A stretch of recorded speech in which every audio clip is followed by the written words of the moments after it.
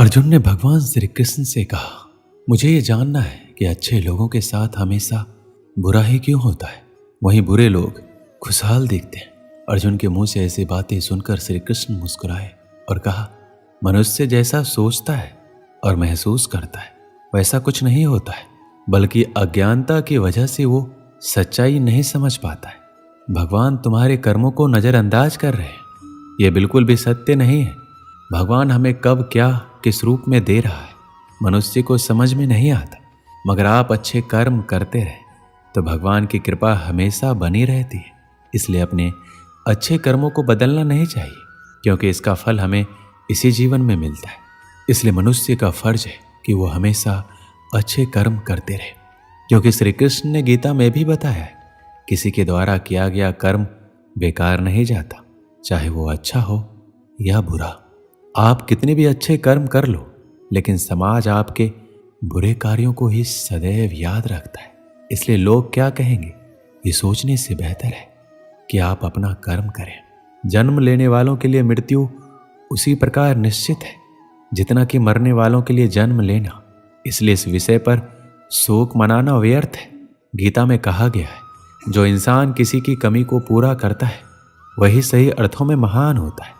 तुम्हारे साथ जो हुआ वह अच्छा हुआ, जो हो रहा है वो भी अच्छा है, और जो होगा वो भी अच्छा होगा। गीता के अनुसार जिंदगी में हम कितने सही हैं और कितने गलत हैं ये केवल दो लोग ही जानते हैं, एक परमात्मा और एक दूसरी अंतरात्मा। जब तक शरीर है तब तक कमजोरियां तो रहेगी ही, इसलिए कमजोरियों की चिंता छोड़ो और जो सही कर्म है उस पर अपना ध्यान लगाओ। श्री कृष्ण अर्जुन से कहते हैं, तुम भला क्यों रोते हो? तुमने जो खोया क्या वह तुमने पैदा किया था? आज जो तुम्हारा है वह कल किसी और का होगा, क्योंकि परिवर्तन ही संसार का नियम है। किसी का अच्छा ना कर सको तो बुरा भी मत करना, क्योंकि दुनिया कमजोर है लेकिन दुनिया बनाने वाला नहीं है।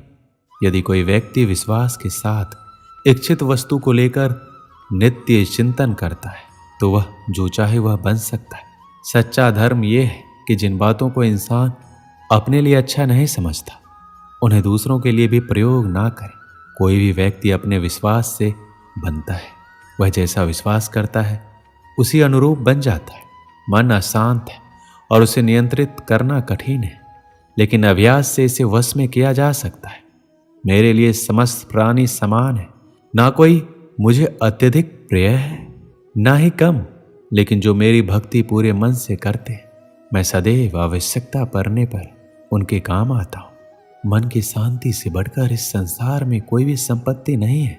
जो मनुष्य फल की इच्छा का त्याग करके केवल कर्म पर ध्यान देता है वह अवश्य ही जीवन में सफल होता है। जो व्यक्ति क्रोध करता है उसके मन में भ्रम पैदा होता है, जिससे उसका बौद्धिक तर्क नष्ट हो जाता है और तभी व्यक्ति का धीरे धीरे पतन होने लगता है। जब इंसान की जरूरत बदल जाती है तब इंसान के बात करने का तरीका बदल जाता है। जीवन में सफलता का ताला दो चाबियों से खुलता है, एक कठिन परिश्रम और दूसरा दृढ़ संकल्प। कठिन परिश्रम से बचने के लिए व्यक्ति को भाग्य और ईश्वर का इच्छा जैसे बहानों के बजाय चुनौतियों का सामना करना चाहिए। गीता में कहा गया है, कोई भी अपने कर्म से भाग नहीं सकता, कर्म का फल तो भुगतना ही पड़ता है।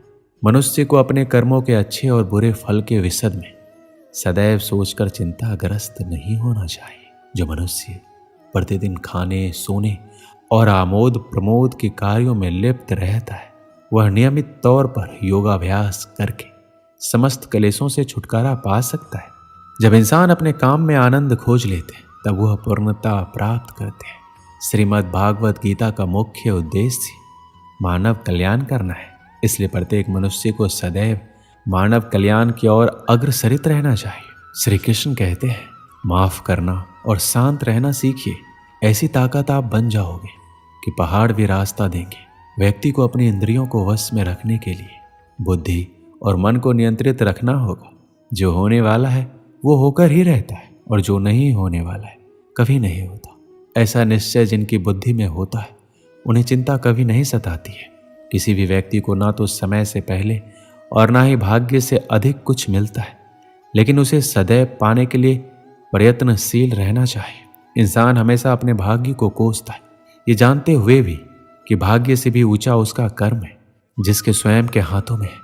व्यक्ति को आत्मज्ञान के माध्यम से संदेह रूपी अज्ञानता को समाप्त करना चाहिए। श्री कृष्ण कहते हैं, मैं उन्हें ज्ञान देता हूं जो सदा मुझसे जुड़े रहते हैं, जो मुझसे प्रेम करते हैं। सत्य कभी दावा नहीं करता कि मैं सत्य हूं, लेकिन झूठ हमेशा दावा करता है कि सत्य मैं ही हूं। परिवर्तन संसार का नियम है। समय के साथ संसार में हर चीज परिवर्तन के नियम का पालन करती है। हालांकि मैं भूत, भविष्य और वर्तमान काल के तीनों जीवों को जानता हूं, लेकिन मुझे वास्तव में कोई नहीं जानता। मनुष्य जिस रूप में ईश्वर को याद करता है, ईश्वर भी उसे उसी रूप में दर्शन देते हैं। सज्जन व्यक्तियों को सदैव अच्छा व्यवहार करना चाहिए, क्योंकि इन्हीं के पद चिन्हों पर समान व्यक्ति अपने रास्ते चुनता है। जो मनुष्य जिस देवता की विश्वास के साथ भक्ति करता है, मैं उस व्यक्ति को उसी देवता में दृढ़ता बढ़ा देता हूँ। सभी काम छोड़कर बस भगवान में पूर्ण रूप से समर्पित हो जाओ। मैं तुम्हें सभी पापों से मुक्त कर दूंगा।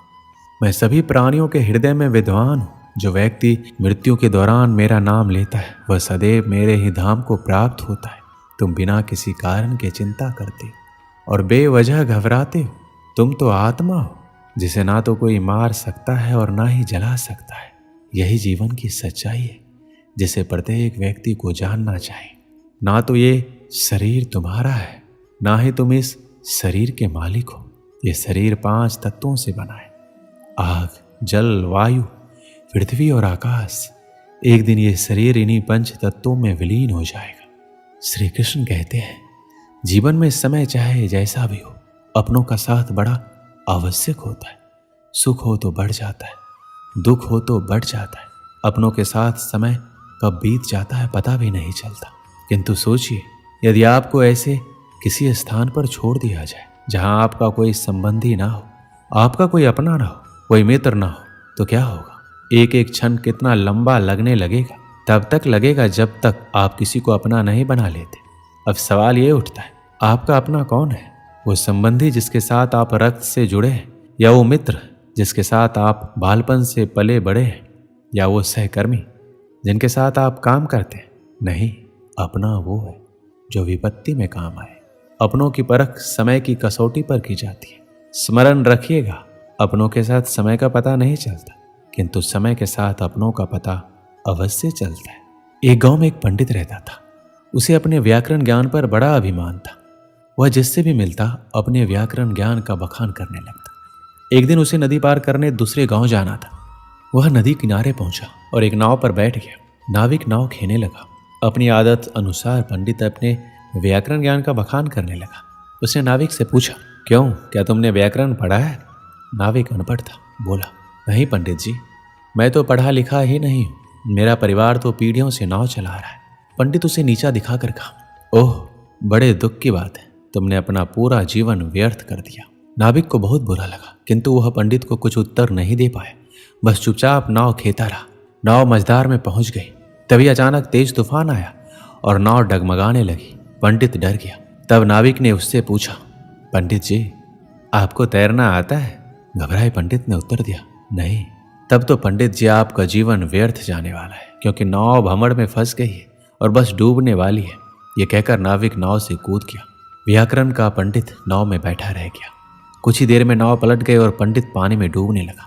उसका सारा व्याकरण का ज्ञान धरा का धरा रह गया। जान बचाने के लिए वह मदद की गुहार करने लगा। तब नाविक ने उसे बचाया और किनारे पर पहुंचाया। पंडित का अभिमान चूर चूर हो चुका था। वह समझ चुका था कि अपने ज्ञान पर अभिमान नहीं करना चाहिए। इस कहानी से हमें क्या सीख मिलती? हर व्यक्ति की विभिन्न गुण होते हैं जो उनके व्यक्तित्व को आकार देते हैं।